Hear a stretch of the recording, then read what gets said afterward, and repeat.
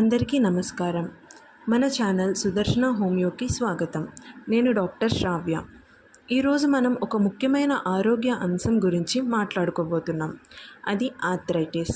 మే నెలను arthritis awareness మంత్గా celebrate చేస్తారు. కాబట్టి ఈ సమయంలో ఆర్థరైటిస్ గురించి మరింత తెలుసుకోవడానికి మరియు అందరికీ అవగాహన కల్పించడానికి మనం ప్రయత్నిద్దాం. ఈ వీడియోలో ఆర్థరైటిస్ అంటే ఏమిటి, ఆర్థరైటిస్ అవేర్నెస్ మంత్ యొక్క ప్రాముఖ్యత ఏమిటి, ఇంకా హోమియోపతి ఆర్థరైటిస్ను తగ్గించడానికి ఎలా ఉపయోగపడుతుందో తెలుసుకుందాం. ముందుగా ఆర్థరైటిస్ అంటే ఏంటో తెలుసుకుందాం. ఆర్థరైటిస్ అనేది ఒకే రోగం కాదు.